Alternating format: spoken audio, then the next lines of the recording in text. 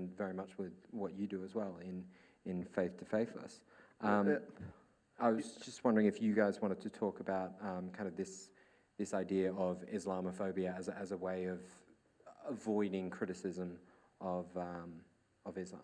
Yeah, well, I think when Imtiaz briefly touched it, and I wanted to comment, and then I completely forgot. I mean, yes, this is why ex-Muslim title is important, because people need to know that these people exist.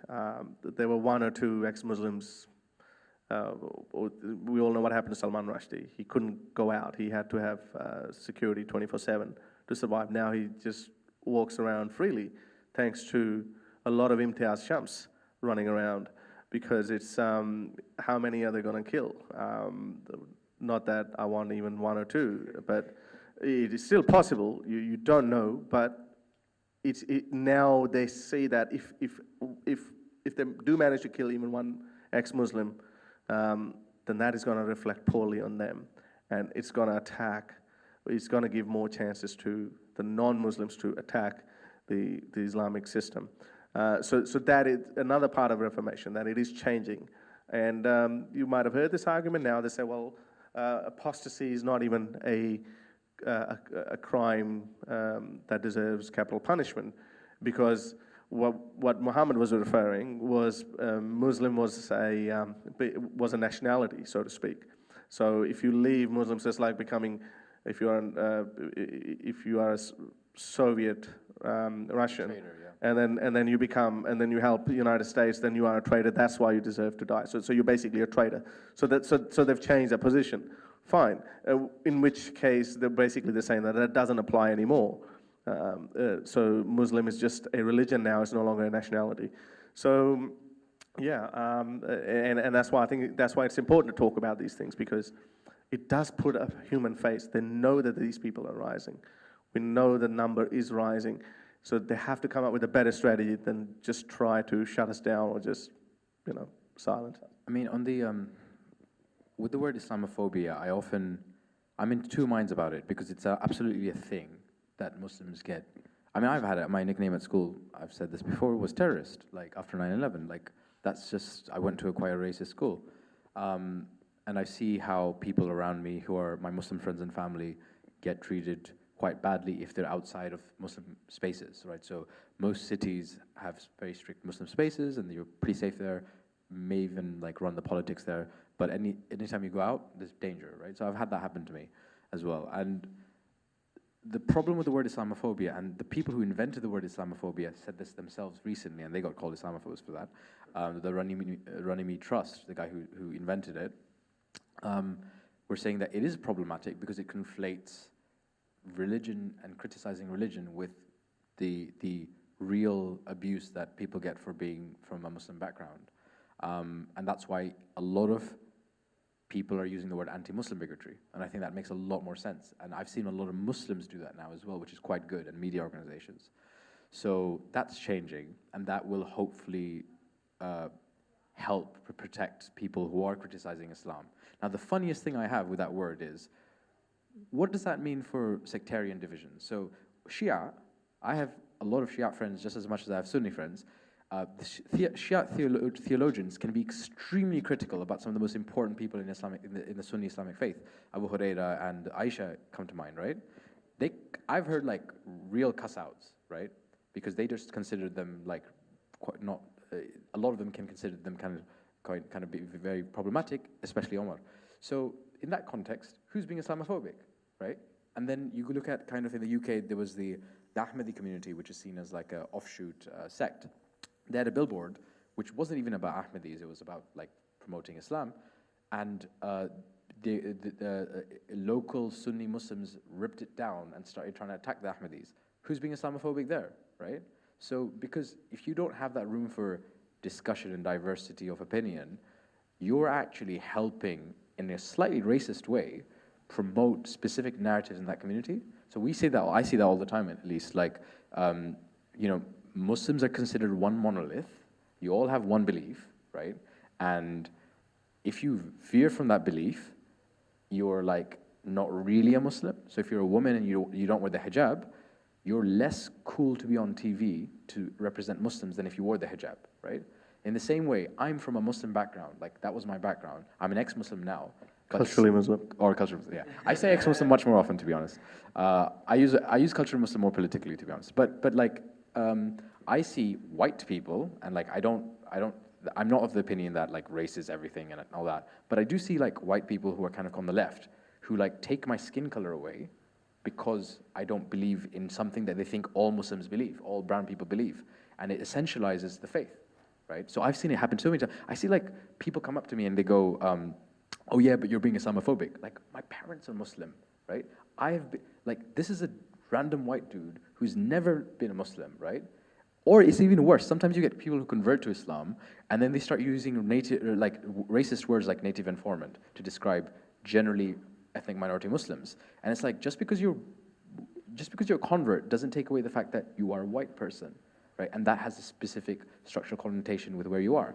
And I get really sick of that. I get sick of that racism. I just get really sick of it. Just because I don't believe in things in the traditional kind of Islamic sense doesn't mean you can take away the experiences that I go through. Does that make sense? Yeah. Well, it's. I don't know whether that was a very smart move, but by whoever invented Islamophobia, or a very dumb move. They regret it. They say they apologize for it. They messed up. Yeah, they did mess up because it's actually done more harm. Because sure, it was cool when they invented it. Oh, Islam and Muslim. What they've done is basically they've put Islam and Muslims together. And that is the last thing they should have done if they want. Because Muslims, there's no one type of Muslim.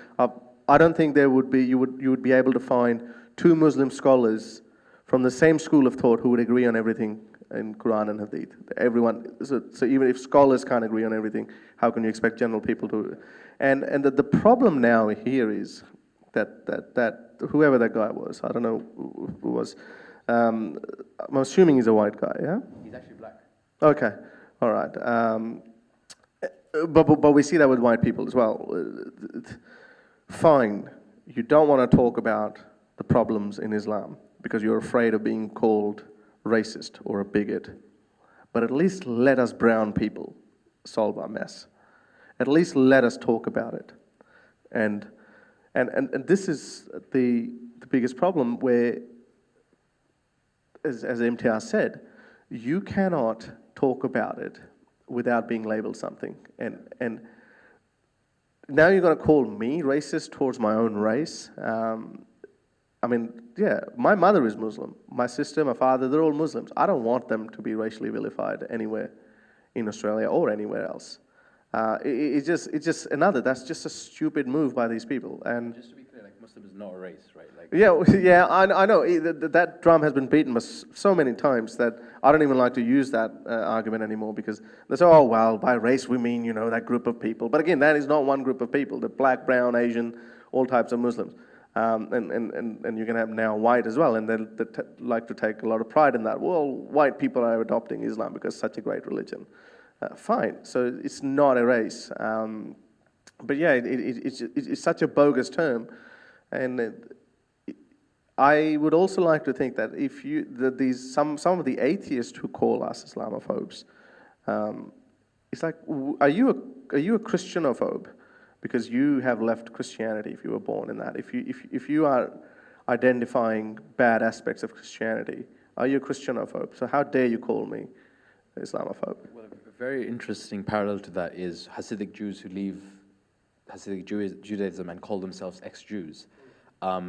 They can be referred to as anti-Semitic, but they're Semites. Like, it's completely ridiculous, right? And because of my work with cross-apostasy, I'm quite lucky because I get to see how the ex-Muslim, Muslim, Islam conversation fits in with just how every other apostate is treated, which is quite badly, especially if you're from high-control groups. And one thing that often I come across is this idea that is Islam, or generally are religions or cults, and is Islam a religion or a cult? And I actually don't say Islam is a cult, because it is not, but it's also not a religion. It's dependent on how you practice it. If you believe that you can leave Islam with no ramifications, you're not part of a cult. If you believe there are ramifications for leaving, you're part of a cult. Like, it's very simple for me. Because if you look at cults, like there's the Gloria Vale in New Zealand, I was talking to some of them And you can't leave it. If you leave, you're cut off completely. That's a cult, right? And how Muslims practice Islam has a massive impact on my view on whether they're in a religion or cult. There are many Muslims that I know that have no problem with me. It might have taken time, or they might be cool from the beginning, but they're not in a cult because they're much more flexible and fluid about their faith and the fact that they feel like they can leave it. And because they feel like they can leave it, their own position in faith is quite strong, and I'm okay with that because that should be how you believe, right? It should be a choice, not because you're born into something, right? So I really think that the word Islamophobia, like I've seen things being used for other apostates, is often just a battering ram when it's used to mean criticizing Islam. When it's used to mean attacking Muslims, it's a real thing, but even that can be used as a battering ram to shut down apostates, right? So there's just one more thing I want to kind of touch on before we go to Q&A, and it's somewhat related. It's this idea of like a war between the West and the East, particularly Islam. There's often this talk of the war on Christianity in America, but it seems even in America, where this war is supposedly going on, that there is a war on Islamic people. And it seems to be on both sides as well. Obviously, you have extreme Muslims as well. So I just wanted to briefly hear your thoughts on how you feel Islam plays a role in that war. So just to understand the question, that there's this view that there's a war between East and West, and how does Islam play a role in that? Yes. I think it's a good question. I mean, like, it's often people talk about foreign policy, right? So when you look at extremists, they often look at real or perceived grievances as one of the reasons that they were extreme. So they would point to like, Chechnya back in the day, or, Palestine today, things like that. So I think it's definitely the language of war and the language of difference is used a lot. That's the case with any kind of extremist group. Like if you look at sort of far right people, they'll say that we have a war against us by X group, right? Like immigrants often and things like that. But Islam, like the concept of Dar al-Harb and Dar al-Kufr and Dar al-Islam, which is this idea that there's like the place of war, the place of Islam, and the place of like in between, right? That existed a long time ago. I think it was one of the early scholars, I want to say Ibn Taymiyyah, but I can't guarantee that. But that has existed for a long time. So that language and rhetoric has always been there. And then Islam is an empire-building religion. Like we've had an empire from day one. So empires, by definition, have boundaries of us and them. And when and from what I understand, when the Ottoman Empire fell, that created this massive dent in the psyche of people from Muslim backgrounds. They weren't necessarily saying they're Muslim, they'll say, I'm Pakistani, I'm Bangladeshi. But there's that kind of psyche that we don't have that anymore, right? And I think that's had an impact as well. But really, it comes down to money, right? When Saudi Arabia and the Gulf countries are pumping billions into specific views promoted in mosques, like I know like in the UK, all the masjids, they got free books the whole time from, I think, Sahih, I can't remember the organization, but that's a Saudi agency, basically, right? Yeah.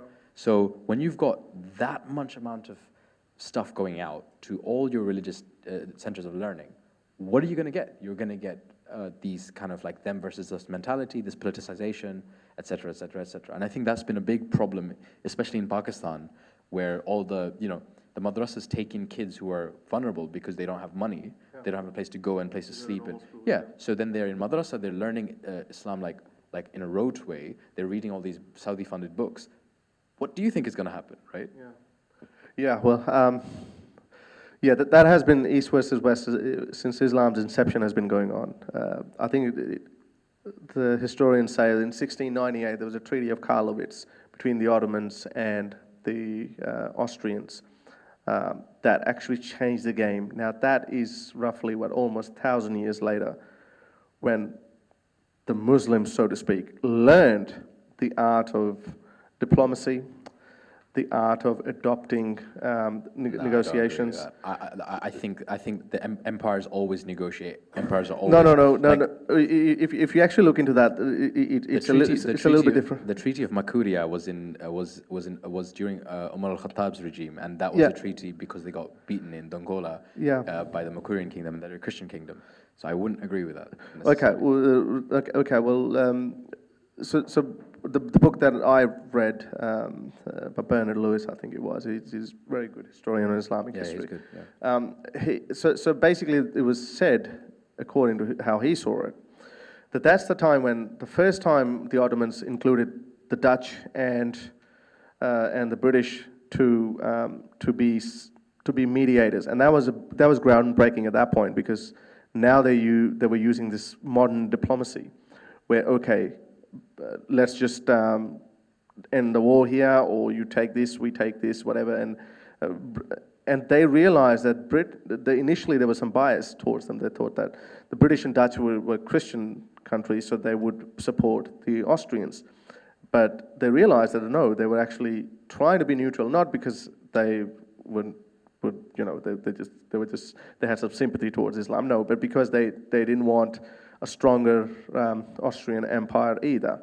So they had their interests as well. And those were forming the basis of nation states, which still took another couple of 100 years after that. But that was taking time.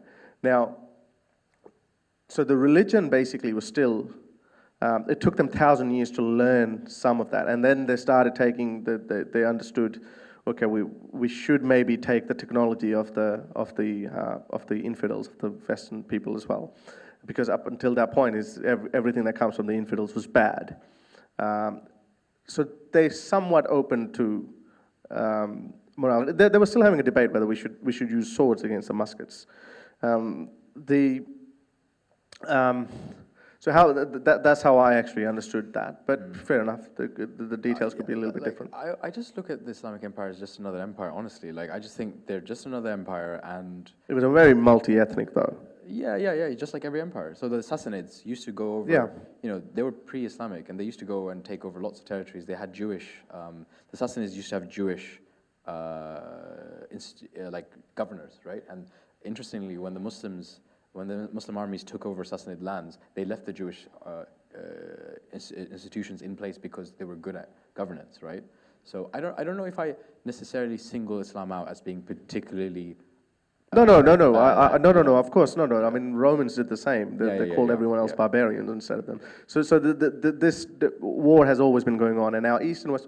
I'll finish the point with this, and this is why I believe that religion stands in the way of progression. Not only technology is okay now. The Muslim countries are okay to import the MRI machines and the luxury cars and fast jets, etc. So that they have no problem with that, but when morality somehow mixes with technology, that's where they have a problem. And again, it's not only Islam. I mean, but is it Jehovah's Witness or the Mormons? Blood transfusion. So yeah, and Muslims would not. I mean, certain Muslim countries. I mean, in Pakistan, my mother drove a car in the 80s. She was, although it was very rare, but there was no question that a woman can't drive. But in Saudi Arabia, just got that now in 2017. So that is, okay, well, we're not going to adopt the Western morals. This Western, and that's why I don't like to use the term Western morals, because I think these are humanistic values. I mean, secularism itself was this, I don't know if you would agree with that, but a lot of people agree that Cyrus the Great was the first one to promote the idea of secularism. Now, he wasn't a Westerner, he was Persian.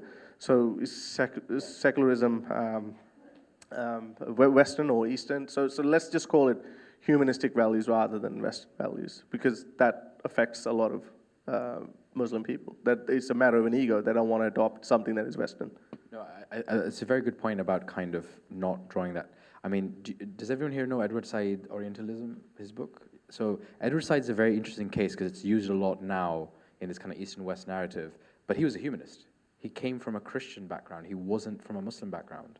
And as a humanist, he believed that the reason he wanted to draw attention to Orientalism is so we can move towards a secular society and move towards a society where, there was much more of an even playing field. Now, whether you agree or not with his views, it's been taken and kind of used to defend sometimes Islamic countries. And it's completely weird that people do that because he's from a Christian background. Well, he was a humanist. And this East versus West thing that you're talking about, I do agree that it's often a useful construct for people, but it doesn't really exist half the time. And when, the West is not the only power in the world, right? What is the West? Are we talking about America and military intervention? Are we talking about Europe? What are we talking about? When we talk about, secularism, so freedom of speech, for example, I was going to talk about reforming Islam, and one thing that I kind of believe is that, yeah, freedom of speech, in some ways, the way it's structured today came out of the West. Whether that's because of something special in the Western culture, or whether that's a fluke, who knows, who cares? It's an idea that people like, right? In the same way, like, I like Bangladeshi culture around food and community, and when there's a guest, you take them in and you kind of really, you take the shirt off your back, and, now is that intrinsic to Bangladeshi culture, or is that a fluke? Who knows, who cares? I like that idea, right? So these things can be separated from where they grow out of, right? So, yeah, you're talking about how it can be separated. Before we were talking about this idea of an empire and how that causes a divide. I think the idea of an empire is also this idea of unity, this idea of community, like the free books and things like that, which I think a lot of people on the face of it see as a positive thing. But obviously we're talking about how this ends up causing a divide, and then that plays a role in extremism and things like that, and this East-West divide as well. Just very quickly before we go to Q&A, just to follow up, do you think it's possible to have these positive aspects of an empire, like this sense of community and helping one another and giving each other books and things like that, without causing this divide? I don't like I don't like empires. I just don't like. I'm anti-imperialist. I'm anti-empire. So I don't like the British Empire. I don't like the Islamic Empire, right? And I think that, rightly so, historians can look at empires and go, well, the British Empire did this, and that thing was okay. That was useful, but that was really bad.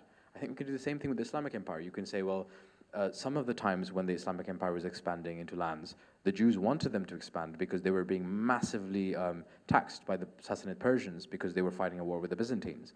Now, do I want that today? No, because I just don't want people to be taxed differently because they're from a different religious background. Does that make sense? So empire is a very old idea that's worked for a long time and kind of has reasonably stopped, and it's shifted into a different type of thing, but it's a better thing. Like, I'm not saying we're great, but like nation states kind of work, and they work way better than empire building, right? So I really do not like the concept of empire, and one of the things that's quite interesting is you will get a lot of people from a Muslim background having this kind of utopian view of empire, right, of the Islamic Empire. And it's usually built on very little knowledge about the Islamic Empire. And I'll tell you why. Like, I remember I met the guy who ran the Ikhwan, the Muslim Brotherhood, in Qatar. And Qatar was a harbor for a lot of Ikhwanis for a long time. And he then left that. Like, he goes around and tells people, let's not become that. And I was talking to him. He was telling a story of how when he went to the UK, these like Salafi brothers of his, were like, hey, come and talk to us about empires and we're gonna fight. Da, da, da. And he was like, yo, I've changed my mind. Maybe you don't want me to speak to you guys. And they were like, no, come speak. So he went and spoke to them, and it was very clear in his talk that he believed in secularism at that point, right? As a Muslim who had been through sort of Islamism, he believed in secularism. And they were like, but brother, what about, the caliphate? Like, we should bring the caliphate in. And he asked them a really good question. What does a caliphate look like to you, right? Because and what do you think happened in the time of the caliphate? The first four caliphs, the Khulafa Rashidun, they're the kind of the best caliphs. They all died within 31 years, right? Like, there was the first one was killed in a civil war. Yeah, well, 32, yeah. And then I think Omar was the one who lasted the longest, but he was killed by his slave. So, I mean, they all died very quickly, and it was a civil war throughout. So, I mean, and then you had a monarch for 150 years, a monarchical regime, and then you had the Abbasids. And Muslims today would not really even consider them that Muslim, right? So what is a caliph? What is a caliphate? So I think that a lot of Muslims have this utopian idea in a similar way that I see sometimes with like anarchists, where they'll have this utopian idea of what the world can become. but they don't really have any reference point for that. And that's why I'm like super anti-empire. I just do not. I think it's working today. Like, we're having a better society. We have way less deaths. We have women giving birth and they don't die. Like, that's a big thing, because they used to die all the time. Isn't that a big thing? So things are working. I mean, we often shit on like what world we live in, but things are so much better. And people don't realize this unless they like live in Bangladesh or Pakistan in the villages. And it's a bit of a modernist kind of thing to think that things were better before, you know? It's a form of conservatism. Harris, do you think you can kind of keep these insular communities and the positive aspects that come from these very tight communities without, you know, these costs of divide that it causes between outsiders? Yeah. Just quickly. I'm against empires as well, but I have a slightly different take on that. I also believe one thing, that nothing throughout human history has stagnated. Whenever it has, some things have taken a while to get better, but they eventually move on. And nation states is just one of the steps in our evolution as a human society. And I do think that this is going to change as well. We're not going to go back, hopefully, like the empires of the past, but one global empire, something like a European Union. Yeah, no, you guys did. Why can we not be one global empire? Because the people, we're vastly different from each other. I mean, imagine if Eurasia was considered one empire. I mean, half the Asia would migrate to Europe, and they'll destroy Europe as well. Economically, I'm talking about, maybe politically as well. I think it was Ronald Reagan who said that. I mean, if we discover that you know, that there's an alien attack impending on us, we will all unite, which is kind of true. We will become one global species. That, okay, we have to fight against them. But let's just say there are no aliens involved. But if we are somewhat, we have got a basic humanity right. If we, again, this is why it attracts so much passionate response from the other side, from, let's just say, from Muslims or Eastern countries. I mean, China is pretty rigid in their stance as well, and they just, everything that is Western, they just dismiss it. But let's just stick to Islam. And they would say, well, okay, well, these are Western human rights, we don't respect them. Or, you know, these are Western moral values, that's why we don't respect them. And in the process, they just, you know, subjugate women, gays and lesbian, apostates, conflicting ideas, dissidents, etc., everything. So until we actually get to that stage where we all have some basic human morality, then I don't think some of those ideas that you talk about are even worth preserving or establishing those communities. The only community that I stand for is a human community. It might be very far-fetched, it might be very idealistic, it might not happen for another 200 years, I don't know, but I do see that humanity will always move forward. It would just never stagnate. Sometimes the graph can go up and down like that, and it might get worse. I mean, ISIS is a prime example that in 21st century we've got 7th century style of government in an area. But that shows even Muslims don't like them. They say, well, this is not my Islam. But as you ask what the Caliphate would be, what ISIS would be the prime example of Muhammad's Islam. I think even ISIS is not 100% Muhammadan. Muhammadan Islam was even worse than ISIS. Now, just imagine that. So this is what we're going to get. And those people who say, well, again, putting human faces to the ideas, and even Muslims don't accept that, but they would still say that, oh, we want a caliphate. We want Islamic way of life and government. I think those ideas need to be challenged, and there's nothing good in even preserving them. More we attack them, I think, the better it is that we can break those beliefs, and so to speak, like the community. Awesome, thank you. Questions? Raise your hands if you got a question.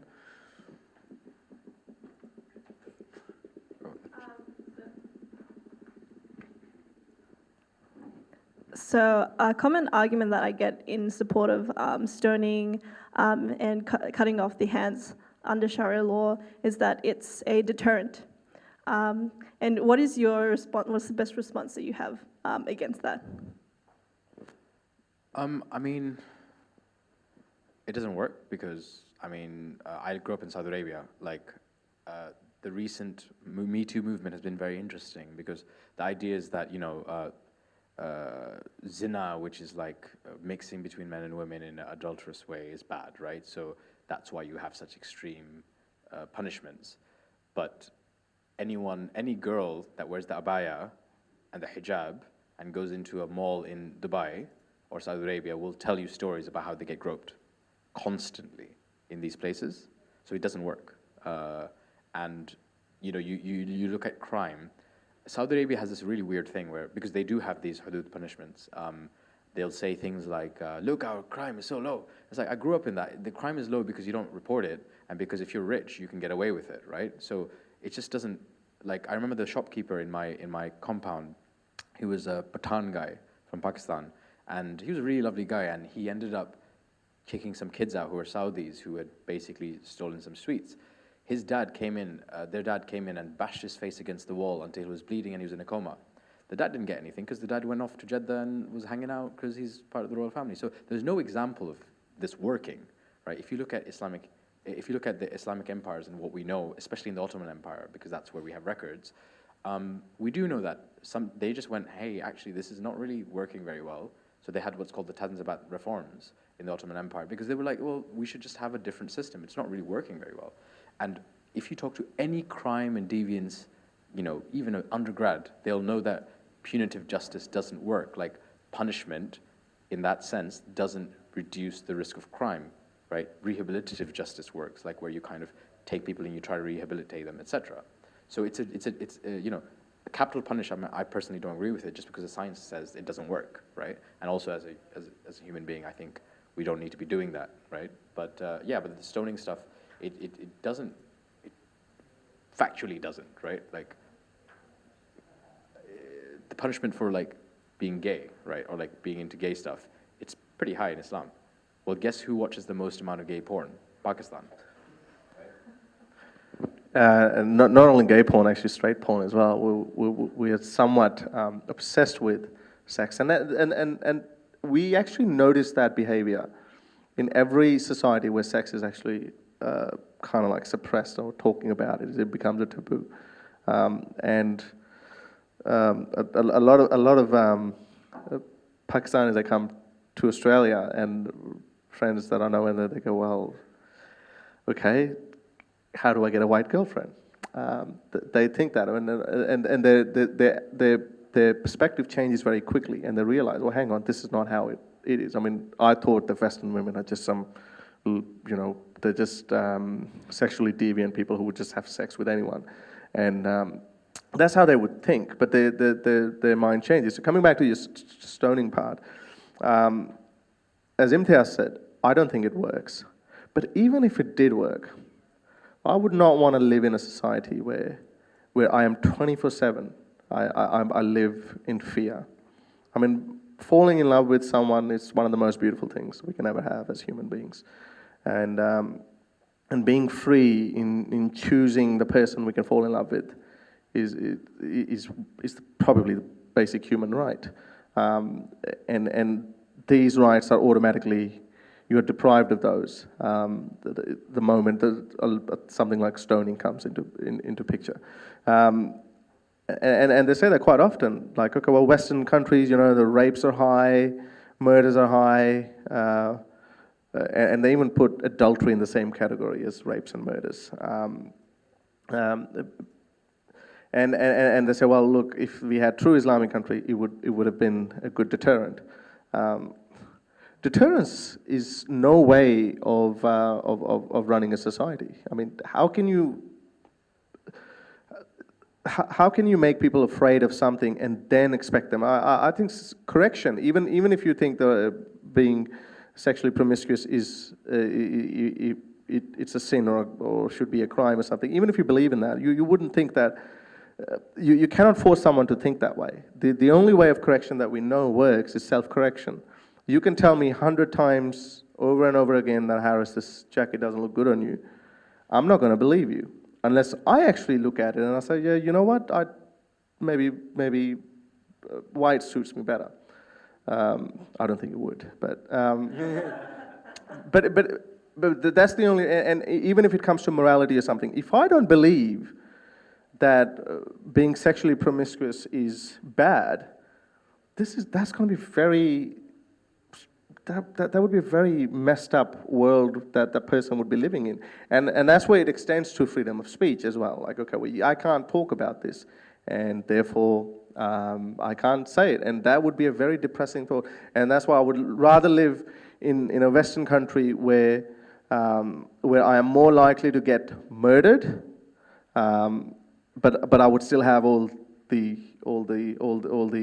human rights that I think every human deserves. Like I can walk freely in the streets and say anything I want. Deterrence doesn't work. Anybody else? I'd just like to apologise. I didn't see the first half of this, so please tell me if this is something that's already been covered. But my main experience with religion and the psychology of religion is an outsider's perspective of Mormonism. And I've seen lately there's a lot of issues with Mormonism's history and how people are grappling with that whilst still trying to be faithful. So you see things like New Order Mormons on one hand and people who are becoming fundamentalist polygamists on the other hand. Do you think that there is a similar historical element that even older religions like Islam or Christianity or something might have to grapple with in the future as we make more advancements into archaeology and the like? Yeah, I'm obsessed with Mormons. So I find it so interesting, and a lot of my friends are the ex-Mormons who are making this happen. So Mormonism is in a crisis today. I don't know if everyone knows what Mormonism is. It's like quite a new religion from the 1800s or something like that.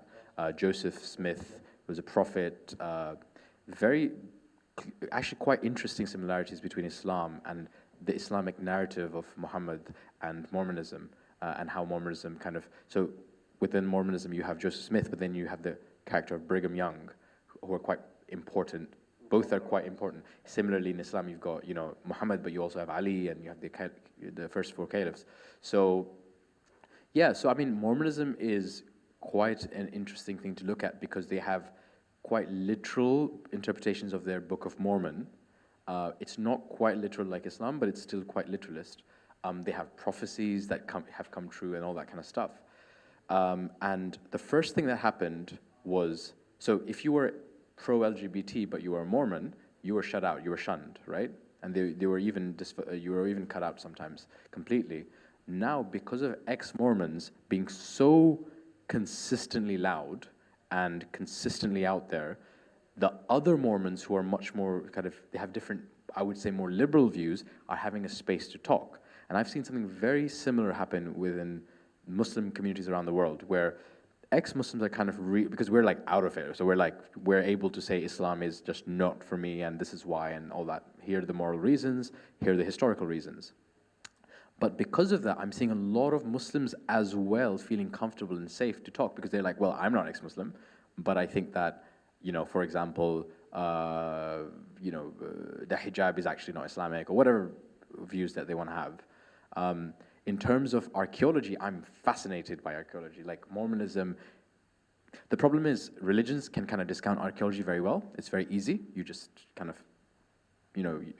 so Mormonism has a really weird view about the fact that Jesus actually went to America, and then there's some, yeah, something like that. Yeah. Well, it was Salt Lake City, Utah. So basically, you see similar things within the Islamic context. So, for example, Adam, the first prophet and person, was supposed to be very, very tall. That hadith is sometimes disputed now, but generally in Orthodoxy you accept that. But where are the bones for those huge people, right? And there's lots of things like that archaeologically that can be disputed, like even did Muhammad exist? That's becoming a conversation topic with archaeologists, because unlike the later caliphs, there's not really much archaeological evidence that he existed, except for sort of oral traditions. That's not to say he didn't, but it's an interesting question, and what will happen, right? So I think a very similar thing is happening in Islam with Mormonism. The difference is also that it's harder to study archaeological artifacts from Muslim countries when they get shut down. So Saudi Arabia has built over the traditional sites in Mecca. So that's like over, thick layers of concrete. You can't study that anymore, right? So there's a lot of these kind of things. I don't know if you had anything. Yeah, just a little bit. Yeah, it's archaeology is very interesting.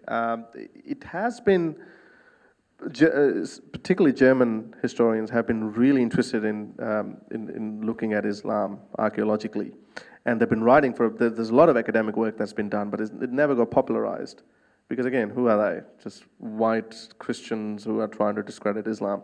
I mean, I think the latest theory that's running around is that they're doubting that even Mecca existed. I don't know if you've heard of that. And and they also think that Petra might have been where Muhammad grew up on, etc. But again, I don't know. I don't subscribe to any one of those. I don't think there's enough evidence, but it is enough to cause some doubt in something. Maybe I've been sold this bullshit this whole time. It's very interesting, and I think it is, again, religions have been catching their tails for the last, I think ever since the inception. I mean, sometimes it has slowed down, sometimes it hasn't. As I said, they outlawed slavery. They have to become more accepting towards women and gays and lesbians and apostates, and maybe even be kinder to animals. They have to keep accepting these norms that will become normal in the coming decades, if they want to stay relevant.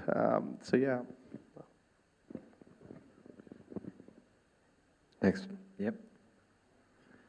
There was a case in France recently of I don't want to say extreme, but like Orthodox Muslim who refused to shake the hand of like the mayor of the town when they were becoming a citizen, and so they weren't allowed to become a citizen because they felt there was like outrage over she couldn't touch him because she was a woman or whatever, that sort of thing.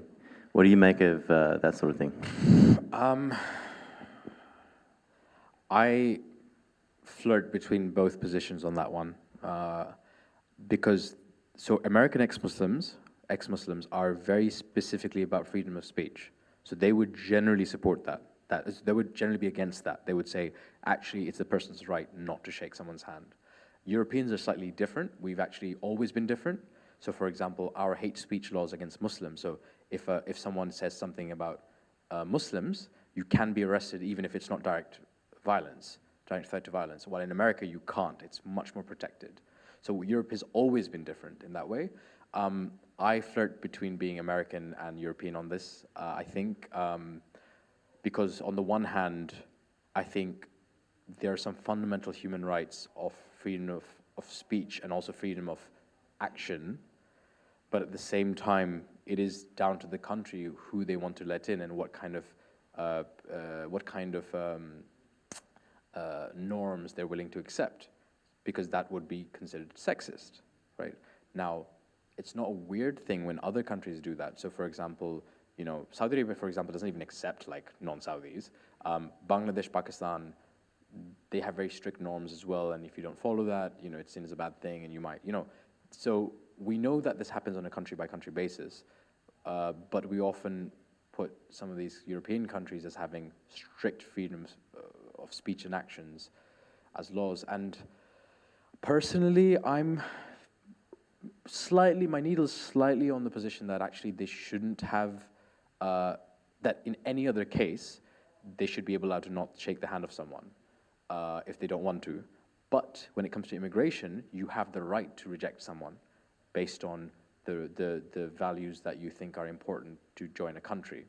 So it's legal and it's right in that specific situation, but I don't think any other situation I'd be okay with it. But I'm really not sure. So I just want to make it clear, I have no idea, right? But I've been thinking about this quite a lot because I think rights are so important that we need to be able to have these discussions. And I think it's important for ex-Muslims to be able to, because we dispute a lot on this kind of stuff, and it's good because it's showing that there's conversations happening about this stuff. Yeah, I'll disagree with you on that one too. I think the first thing that we can learn from this is that the Islamic community is dying. There's a new industry developing in there, and if anyone can finance it, the Islamic community is dying for halal gloves, so that are okay in shaking a non-mahram's hand. I don't think that that's a good idea. I personally don't like to shake hands. I don't know where the hand's been. I just don't like it. But if I was to do that, if that person happened to be a male at the immigration ceremony and I didn't like to shake hands, I would still shake hands. I mean, because I know I don't have any superstitious belief that I'm going to be tortured for eternity. So I would still shake hands, but I would be really uncomfortable until I wash my hand. Actually, no, I don't have that OCD anymore. But it used to be like that. But I think what they're trying to send a signal is that, okay, well, you have to adopt to our norms or about our social standards. That's again, I'm not comfortable with that. I mean, where does it end? Like, I mean, what kind of a hairstyle you should have, or I think they're different things because, for example, if someone didn't want to shake someone's hand because they're gay, there are specific laws around being homophobic in some of these European countries. That was very likely sexism because they didn't want to shake the hands of an opposite member of sex. It wasn't that it was a man not shaking a man's hand, right? So I think that specific situation, it was about rejecting someone because they are the opposite gender, rather than it becoming like haircut, like rather than it being a norm. That's why my needle is slightly on that side. That's the only thing. Yeah, but my view is that okay, even if someone is homophobic and doesn't want to shake hand with a homosexual, let him reveal himself to the society. Let everyone see who he is. He will pay the price in the society. He will be ridiculed. The way we live in this day and age, whatever you say, you're bound to face some sort of a backlash. So let him face backlash. Let him or her pay the price and defend for the rest of her life or his life why he or she is homophobic. So the same way goes for shaking hands as well. I think it's. I don't think. I mean, this is why I have a problem accepting whether we should ban hijabs or niqabs or not. I mean, niqab. I mean, all these things are terrible in my view. I mean, I don't like them. These are symbols of women oppression. And with niqabs, I think niqab should definitely be outlawed. I mean, the one that you can't, their even eyes are not visible. That one is definitely should. I'll tell you why, because actually that's an occupational hazard as well. I mean, the poor girl could be running into walls and stuff. Like, I mean, it's just. And I don't know if anyone has seen how, like, I mean, it's a struggle to eat. Like I've seen a video. I mean, it just goes like it's like an elephant's trunk that goes up and then you feed something in the mouth. I mean, it's a struggle. I mean, you shouldn't have to live with that. I mean, sure, hijab, fine. I mean, but I think government should stay out of telling people what they can wear and what they can't. And this is why I don't think hijab should be banned. Or anything that covers, I don't think they should be banned. But which is again, like, I mean, where would you draw the line? I mean, what if the nudist community takes, gets more voice and they say, well, I have a right to run naked then, and we have to be principally uniform across the board. And yes, I mean, if we can draw a line at some point, as I said, like covering the eyes. You're basically seeing the world differently. You've got two functioning eyes, and you're not seeing the world properly. I mean, how would the green grass look like from behind a black veil? I think that's where we can draw the line. But rest, I don't think we should get involved. I want to move the topic, because I know that wasn't the question, so I don't want to kind of... I just want to confirm about something that I'm a bit ignorant on, and it's on extremism. So I've heard so many arguments saying that Muslim extremists are the true Muslims because they are the ones who take like a literal interpretation of the Quran, whereas peaceful Muslims are people who just pick and choose what they want and basically ignore all the violent verses. So I was wondering, like, how true is it to make that statement that Muslim extremists are like the true followers of the Quran? Islam, for me, was made by people. So people can do whatever they want with the religion. Now, most Muslims take Islam literally. and yet they're not necessarily practicing violence, right? So there's a clear contradiction in that statement, because it's not that extremists are taking Islam literally and then non-extremists are not. Most Muslims take the Quran literally. It's the literal word of God, right? So I think, for example, I absolutely stand by the point that Islam has very violent concepts inside it, right? Like, yeah, of course, there's very, very violent concepts. There's also concepts that are not violent, like you would find in any religion, but the literalism causes serious problems in a way that you don't get, for example, in some other religious orthodox communities.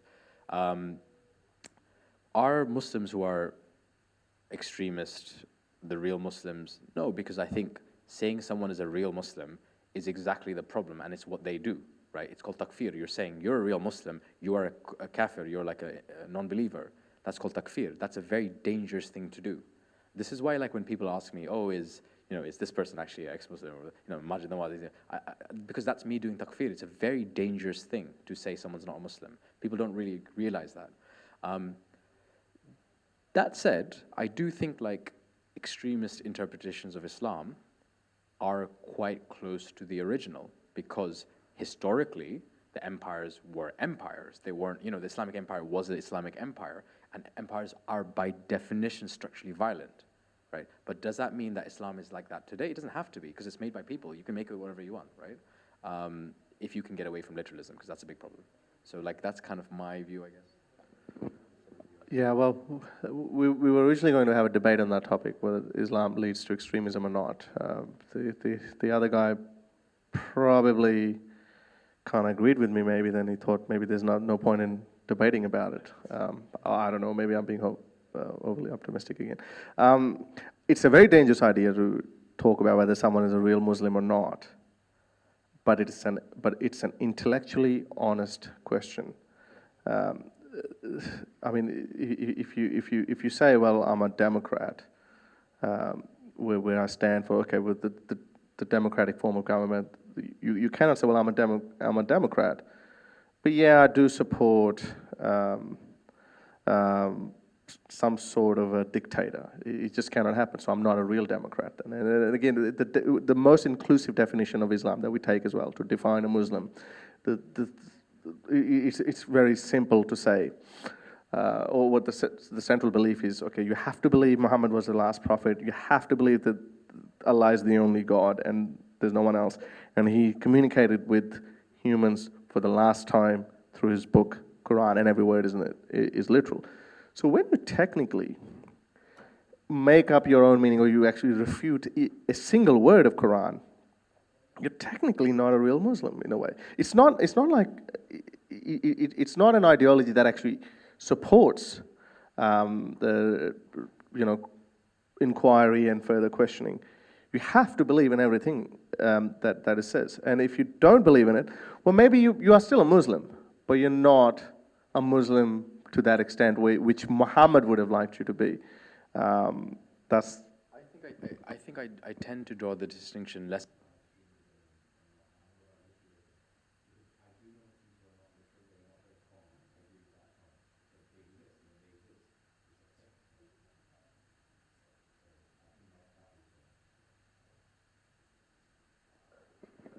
If you guys can just speak up when you give a question. So yeah, but I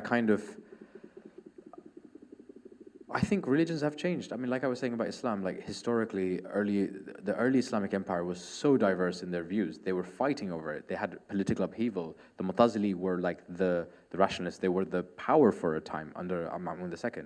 So I think it's not crazy that could happen again, or it's not crazy that Muslims can just be like, hey, actually, we're not going to take this literally.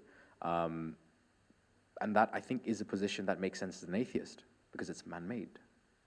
Or it's not woman-made, it's man-made. All right, maybe we'll do 2 more quick-fire ones and just have one of the guests, so maybe direct your questions. How much of a threat do you think extremism is in Western countries? Who do you want it for? Pick one. I do think the way some of the Muslimophobe people I like to use that term instead of Islamophobe, or the right wing, is the way I think they do overplay it a little bit, especially in Australia. What I've seen in England, it's very different, and it could be a problem. But in Australia and probably in America, I don't think that is that much of an issue. Although, how many terror attacks that were caught out before they actually went ahead with it? I think the number is somewhere around 6 or 7. 7. So they all happened to be Muslim, and they wanted to destroy Federation Square in Melbourne. I don't know what was their favorite target here in Sydney, maybe the Harbour Bridge or something. I don't know. So if any of them had succeeded, that would have been a pretty bad thing. I think it would have been worse for actual Muslims as well, because then that would have changed the dynamics. So I don't think, again, most Muslims are actually ritually Muslims. They don't really care. The extremist Muslims, the ones who take Islam literally, and I like to call them the real Muslims, they're very few and far between. The man Monis was probably a crazy guy who took over the Lint Cafe, and whatever psychological problem he was having. The other guy who was going to take a dinghy from Darwin to Indonesia to join his brothers in ISIS-controlled territory. These are very few people. Most Muslims that I know are not even inclined to become extreme. There is a chance that their mind, it's like a ticking time bomb in someone's mind, and that a lot of those bombs were reactivated after September 11, 2001. That, okay, well, this is it. Islam is in danger. The Western infidels are coming after us. So I have to wage jihad. I have to become a more literal Muslim. So that's a ticking time bomb. But most people still get on with their lives. And most people, Muslim countries are actually poor as well, and they're more worried about feeding their children, keeping the roof over their head, than actually going on jihad. In Western countries, again, they're more worried about paying their mortgage and giving best possible education to their children. But again, there can be some. So there's slight chance, but it's definitely not as much as Pauline Hanson would play out. All right, one more. Go on then. Why is Islam the fastest growing religion in the world if it's so toxic, like you say? To Imtiaz, I'd like. Why is Islam the fastest growing religion? Oh, I love that question. It's because it's the one true religion, and so basically that's a trope that's existed for a long time. It's not true in the sense that the way that people say it. It's because of birth rates. It's as simple as that, right? We have quite large families. There's a percentage of people in the world who are Muslim. Therefore, when they have kids, by definition, if they have more kids than Christians, it's going to be the fastest growing. That's completely logical. The other issue is also when you talk about stats is a very interesting thing. There's not that much stats around conversion rates into Islam. So I had a friend, she's Muslim, studies at SOAS, was doing her PhD thesis on conversions into Islam, and there was very little stats about Muslims, people becoming Muslim. There's nothing on people leaving, right? And what we do know, as of last year, end of last year, 23% of American Muslims are ex-Muslims. 23%. That's 780,000 people, right? We don't know what that number is for Saudi Arabia. 5% gets bandied about, but I haven't really seen a source for that. In the UK, my charity pegs it at about 2.5 to 3% of the Muslim population there, which is quite a large number of people.